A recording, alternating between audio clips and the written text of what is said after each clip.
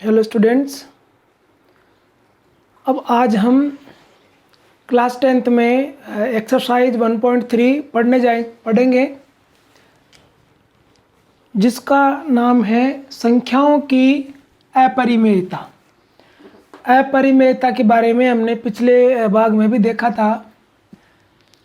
जो संख्याएं p बटा q के रूप में व्यक्त की जाती है, जहाँ q नॉट इक्वल टू 0, वो परिमेय संख्याएं होती है। ये परिमेय है, परंतु ऐसी संख्याएं जैसे अंडर रूट में 2 हो गया, अब इसका वर्गमूल नहीं निकलता है, और वर्गमूल निकालेंगे तो 1 पॉइंट में जाएगा, आगे संख्या चलती जाएगी, मतलब फिक्स इसका अंडर रूट नहीं निकलेगा। तो ऐसी संख्याएं अपरिमेय हैं।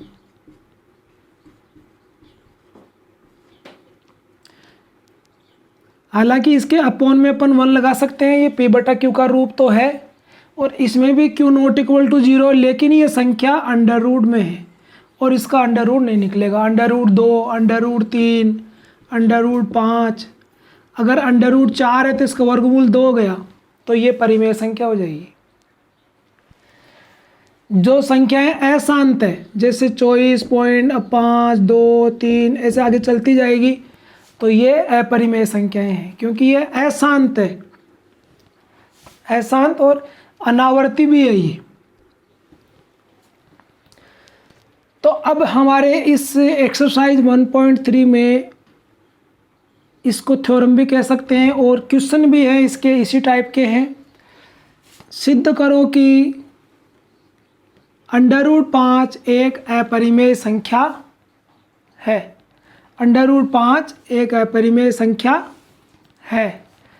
तो इसको अब देखो, इसमें चाहे यहाँ 5 आ सकते हैं, यहाँ 2 हो, 3 हो, 7 हो, 11 हो, कुछ भी संख्या यहाँ हो जिसका वर्गमूल नहीं निकलने वाला हो। तो इन सभी को हल करने की ये क्रियाविधि है, इन सब में यही लैंग्वेज चलेगी। केवल ये जो संख्या है यहाँ, अगर 2 से करना है तो 5 की जगह 2 करते जाएंगे, 3 है तो 3 करते जाएंगे, बस यही फ़र्क है। और जो इसकी लैंग्वेज है वो सभी में सेम रहेगी। ये एक ही लैंग्वेज आपको याद करनी है, संख्याएं चेंज कर लेनी है बस। तो देखो, पहले हम इसकी लैंग्वेज लिखते हैं अंडर रूट 5 की। माना इसमें अपरिमेय है, हम इसमें इसको विपरीत मानेंगे। माना अंडर रूट 5 एक परिमेय संख्या है।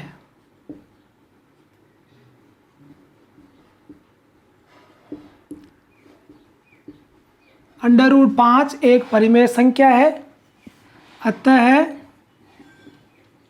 इसे p बटा q के रूप में व्यक्त कर सकते हैं, क्योंकि ये परिमेय संख्या है। जहां p व q सह अभाज्य पूर्णांक है।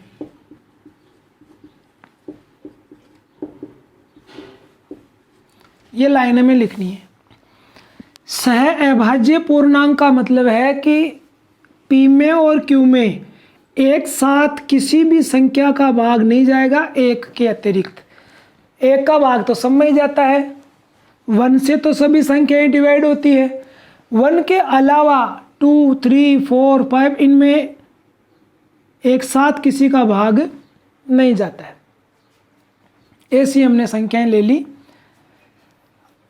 अब जब हमने अंडर रूट 5 को परिमेय संख्या मान लिया है, तो इसको हम क्या लिखेंगे? अंडर रूट 5 बराबर p बटा q। अब इसका वर्ग करेंगे। वर्ग करने पर तो अंडर रूट 5 का वर्ग करेंगे तो 5 हो जाएगा।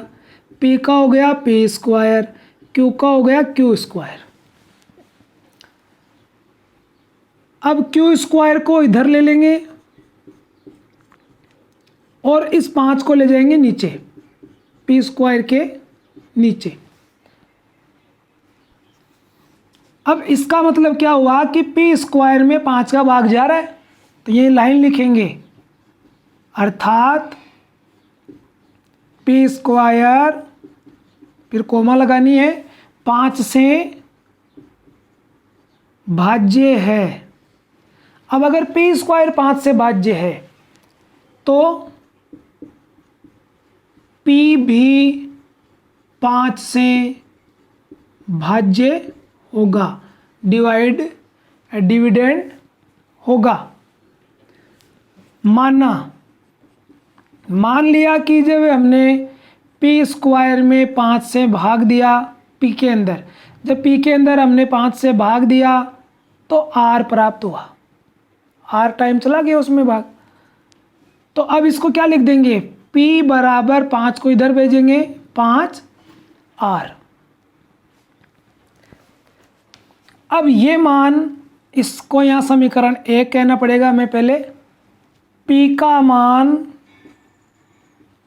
समीकरण 1 में रखने पर, ये लैंग्वेज यूँ की यूँ हमें याद करनी है, इसलिए इसको मैं आराम से बता रहा हूँ, आप ध्यान से समझते जाएं। P का मान समीकरण 1 में रख देंगे यहाँ, तो ये हो गया Q square equal to, P square की जगह रख देंगे ये 5r, और p के स्क्वायर है तो इसके भी स्क्वायर लग जाएगा, अपॉन में है 5, या क्यू स्क्वायर इक्वल टू, अब 5 का स्क्वायर हो गया 25 r स्क्वायर, और ये नीचे 5 है, इससे इसको काट देंगे तो ये हो गया वापस 5 हो गया यहाँ। अब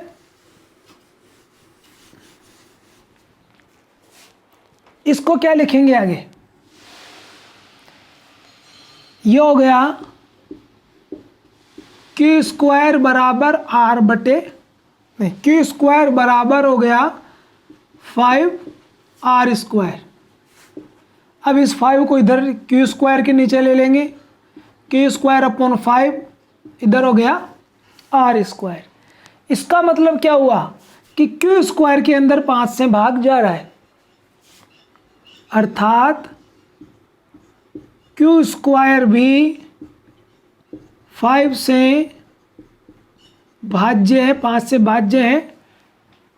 तो जब वही बात आ गई यहाँ, जब पी स्क्वायर 5 से भाज्य था तो फिर पी भी 5 से भाज्य था, तो यहाँ जब क्यू स्क्वायर में 5 का भाग जा रहा है तो क्यू भी 5 से भाज्य होगा। इसका मतलब क्या हुआ कि P में भी 5 का भाग जा रहा है यहाँ से, और यहाँ से Q में भी 5 का भाग जा रहा है। इसका मतलब P में और Q में दोनों में 5 का भाग जा रहा है। जबकि यहाँ हमने क्या लिखा था कि ये सह अभाज्य हैं, इनमें एक साथ एक के अलावा किसी का भाग जाएगा ही नहीं, और यहाँ तो इन दोनों में 5 का भाग जा रहा है, अर्थात P व Q 5 से भाज्य हैं, जो कि विरोधाभास है।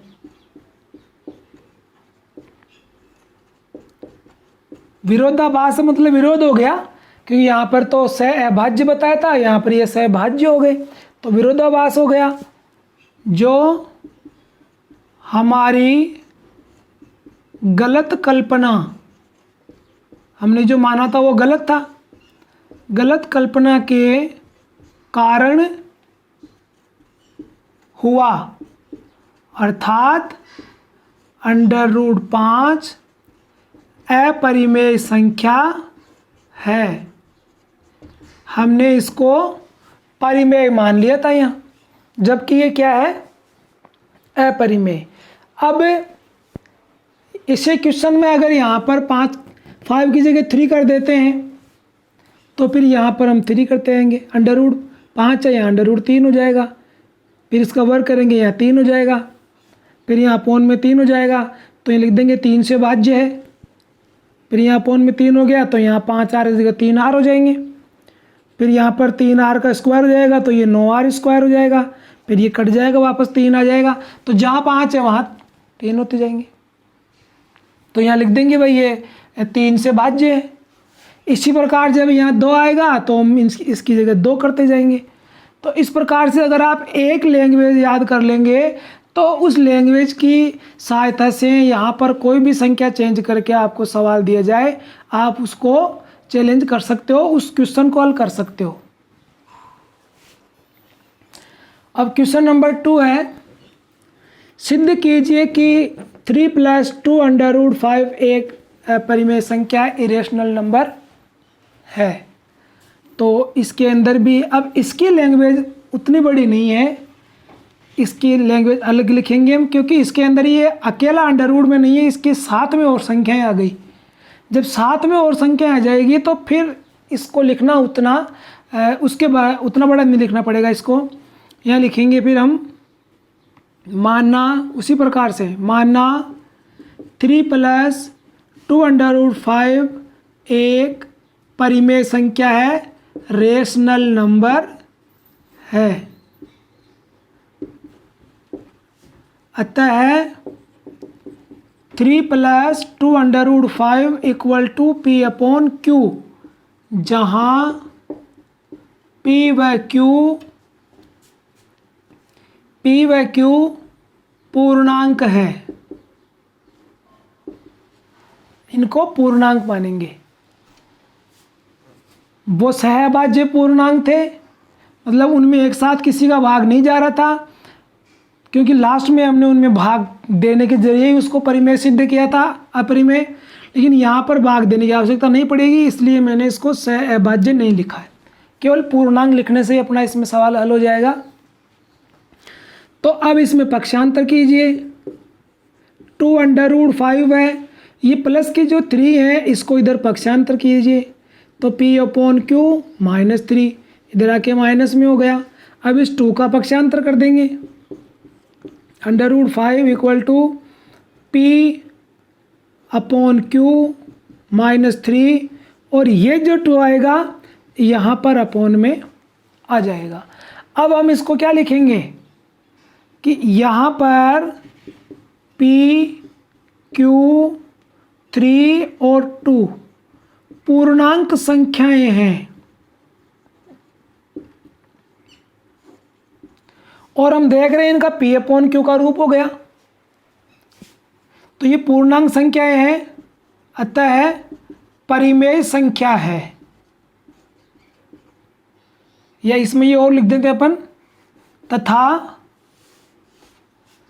p/q के रूप में है, अतः परिमेय संख्या है।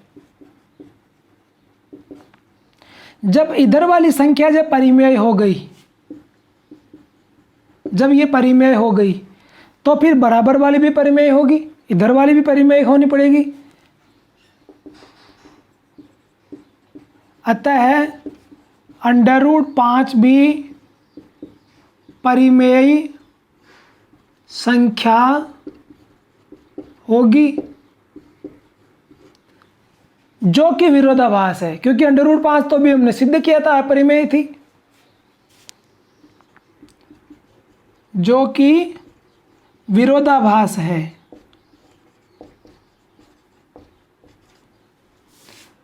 जो हमारी गलत कल्पना के कारण हुआ।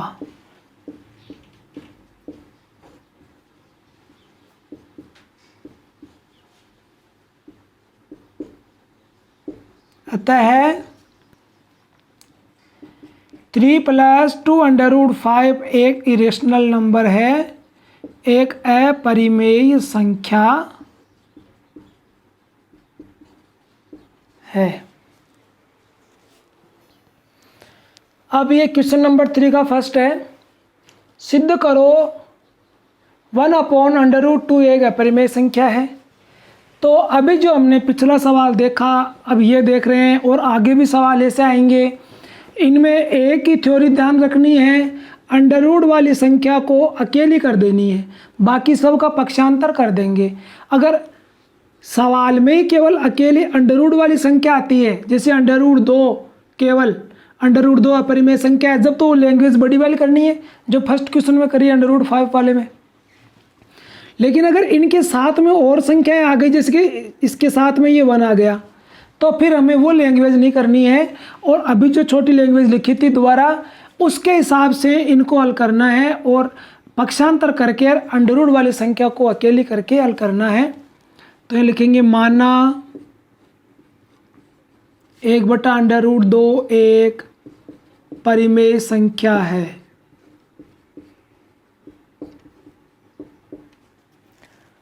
अतः 1/√2 बराबर P/Q, जहाँ P व Q पूर्णांक है। अब क्या करेंगे, इस 1/√2 के अंश और हर में √2 से गुणा करेंगे, क्योंकि इसमें पक्षांतर तो अभी तो क्या करते, अब करेंगे पक्षांतर। गुणा कर दिया तो अब ऊपर तो हो गया √2, नीचे ये हो गई 2, P/Q, इस 2 का इधर पक्षांतर कर देंगे, √2 बराबर P/Q, और 2 आ जाएगा इधर। अब यहाँ लिखेंगे हम, यहाँ पर P, Q व 2 पूर्णांक संख्याएं हैं,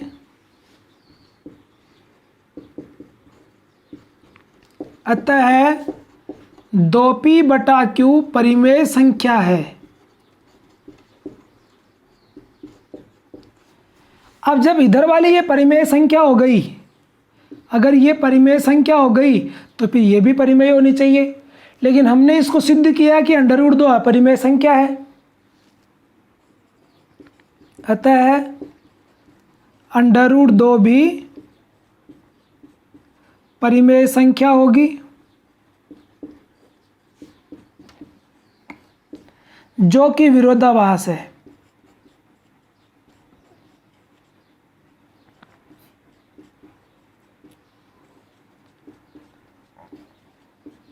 जो कि विरोधाभास है, अर्थात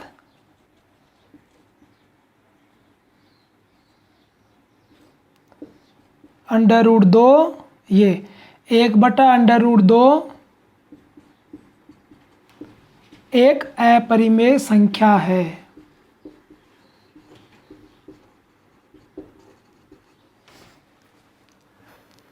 अब देखो इसी क्वेश्चन नंबर 3 में सेकंड और थर्ड वाले पार्ट हैं, अब इन दोनों को हम साथ ही हल करेंगे।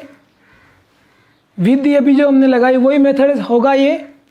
तो पहले इनमें मान लेंगे, माना 7/5 एक परिमेय संख्या है,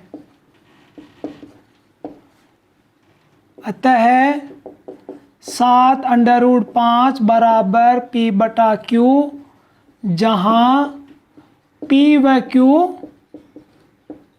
पूर्णांक हैं। इसी प्रकार इधर लिख देंगे, माना 6 + √2 एक परिमेय संख्या है,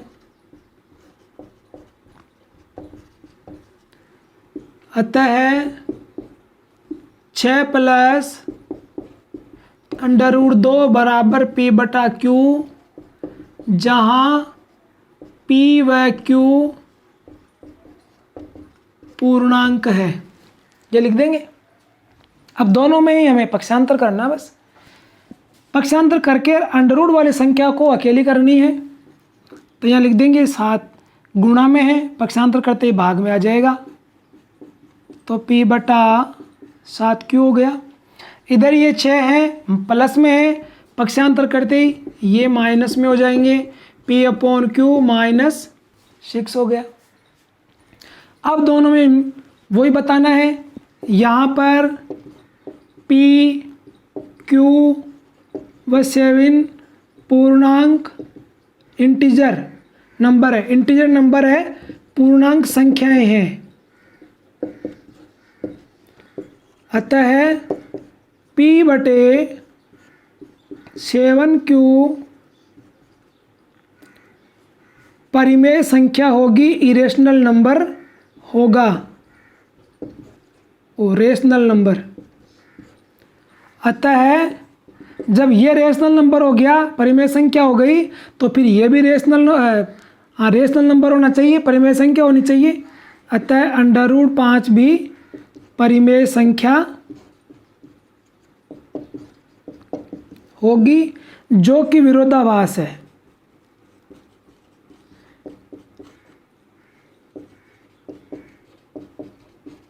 क्योंकि √5 तो अपरिमेय है।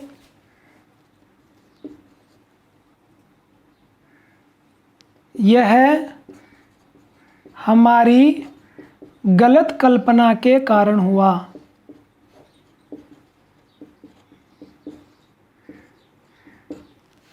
अर्थात 7√5 एक अपरिमेय संख्या है। हमने इसको परिमेय कह दिया था, यह अपरिमेय है, ऐसे इधर लिख देंगे। यहाँ पर P, Q व 6 पूर्णांक संख्याएं हैं।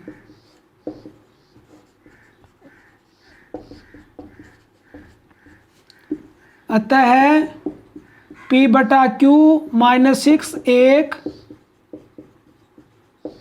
परिमेय संख्या होगी। अब जब ये परिमेय संख्या हो गई, तो √2 भी परिमेय संख्या होगी, जो कि विरोधाभास है।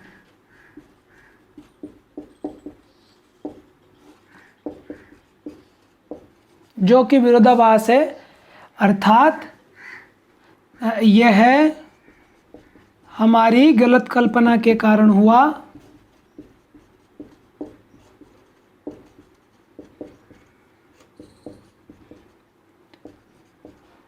अर्थात 6 + √2 एक इरेशनल नंबर है, एक अपरिमेय संख्या है। इस प्रकार से ये एक्सरसाइज 1.3 कंप्लीट हो गई है।